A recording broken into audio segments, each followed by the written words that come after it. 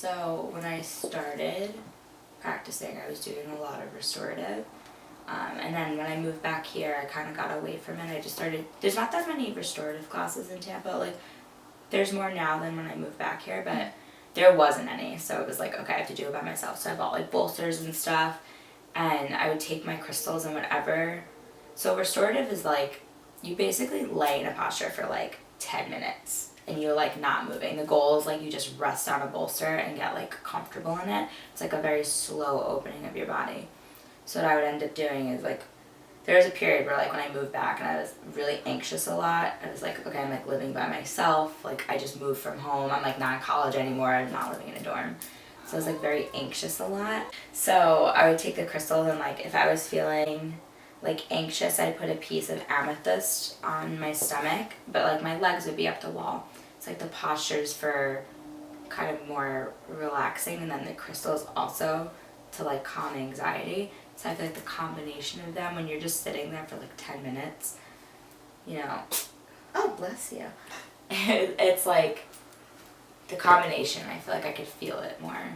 So like that really helped, especially with my anxiety. Yeah, I don't know, I just like went in there, and then once I started picking them out, I would just like, I would wear them most of the time, and then once I was doing yoga, I was like, this makes sense to like look at them when I do it. So I started like playing with them like freshman year of college, but then I started like using them with yoga like instantly as soon as I started doing yoga.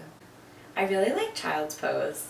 It's like one of the most basic things, but it's so grounding, and like I like the feeling of my forehead down on the ground, because then like it touches your third eye chakra, which is all about like intuition, and like something about being on the floor for me feels like really comfortable. Like it's just so grounding, and I'm like, okay, like I kind of forget about what's going on around me. I really like meditating with them because they have certain energies in them. So if I'm meditating on like anything, like before I was using blue lace agate, which is really nurturing.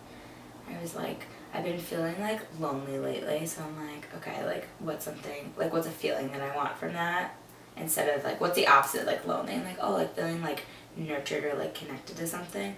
So like I'll put it in my hand and literally think of the words like I am nurtured when I meditate.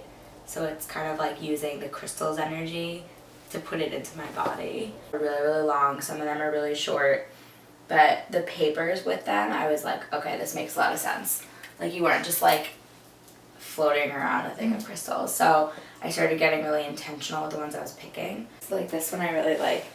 So it's like typically gray, and then in different lighting, it's like there's different hues of like purple, turquoise, and like dark blue in it.